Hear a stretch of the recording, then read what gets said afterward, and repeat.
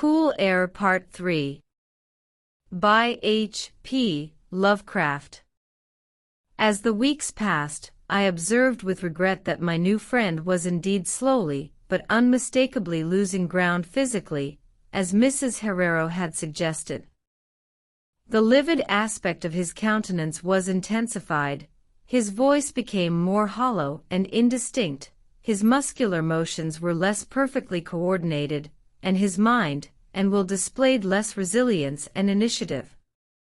Of this sad change he seemed by no means unaware, and little by little his expression and conversation both took on a gruesome irony which restored in me something of the subtle repulsion I had originally felt. He developed strange caprices, acquiring a fondness for exotic spices and Egyptian incense till his room smelled like the vault of a sepulchred pharaoh in the Valley of Kings. At the same time his demands for cold air increased, and with my aid he amplified the ammonia piping of his room, and modified the pumps and feed of his refrigerating machine till he could keep the temperature as low as 34 degrees or 40 degrees and finally even 28 degrees, the bathroom and laboratory, of course, being less chilled, in order that water might not freeze, and that chemical processes might not be impeded. The tenant adjoining him complained of the icy air from around the connecting door, so I helped him fit heavy hangings to obviate the difficulty. A kind of growing horror of outre and morbid cast seemed to possess him. He talked of death incessantly, but laughed hollowly when such things as burial or funeral arrangements were gently suggested. All in all, he became a disconcerting and even gruesome companion, yet in my gratitude for his healing I could not well abandon him to the strangers around him, and was careful to dust his room, and attend to his needs each day, muffled in a heavy ulster which I bought especially for the purpose. I likewise did much of his shopping, and gasped in bafflement at some of the chemicals he ordered from druggists and laboratory supply houses. An increasing and unexplained atmosphere of panic seemed to rise around his apartment. The whole house, as I have said, had a musty odor, but the smell in his room was worse, and in spite of all the spices and incense, and the pungent chemicals of the now incessant baths which he insisted on taking unaided, I perceived that it must be connected with his ailment, and shuddered when I reflected on what that ailment might be.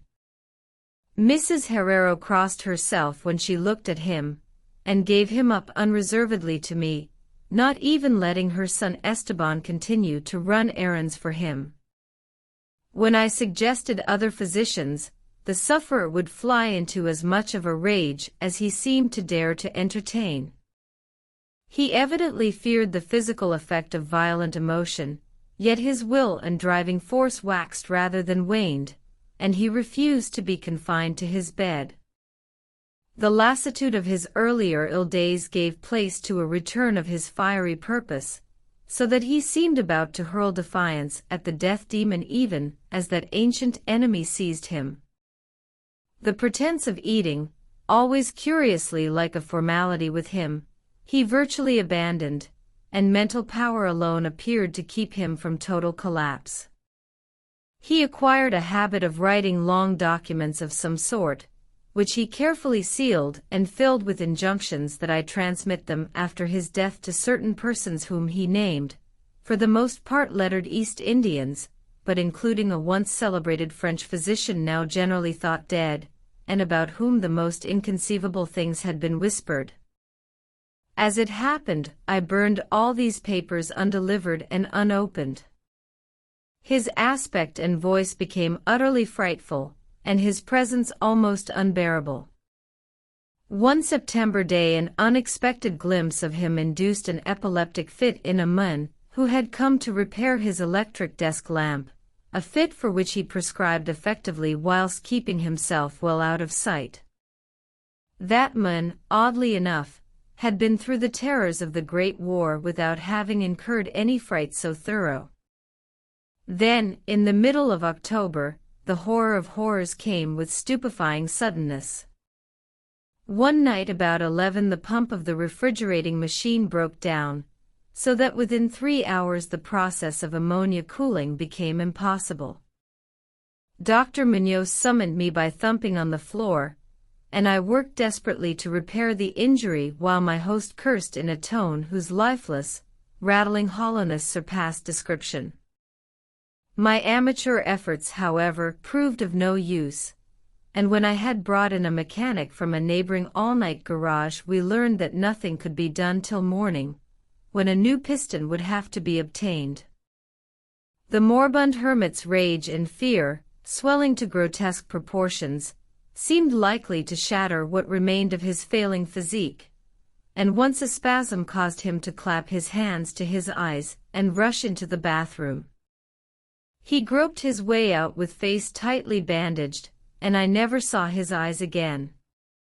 The frigidity of the apartment was now sensibly diminishing, and at about 5 a.m. the doctor retired to the bathroom, commanding me to keep him supplied with all the ice I could obtain at all-night drug stores and cafeterias. As I would return from my sometimes discouraging trips and lay my spoils before the closed bathroom door, I could hear a restless splashing within, and a thick voice croaking out the order for more. At length a warm day broke, and the shops opened one by one. I asked Esteban either to help with the ice fetching whilst I obtained the pump piston, or to order the piston while I continued with the ice, but instructed by his mother, he absolutely refused. Finally I hired a seedy-looking loafer whom I encountered on the corner of 8th Avenue to keep the patient supplied with ice from a little shop where I introduced him, and applied myself diligently to the task of finding a pump piston and engaging workmen competent to install it. The task seemed interminable, and I raged almost as violently as the hermit when I saw the hours slipping by in a breathless, foodless round of vain telephoning, and a hectic quest from place to place, hither and thither by subway and surface car. About noon I encountered a suitable supply house far downtown, and at approximately 1:30 p.m. arrived at my boarding place with the necessary paraphernalia, and 2 sturdy and intelligent mechanics. I had done all I could, and hoped I was in time. Continues. See you on the final part. Be safe.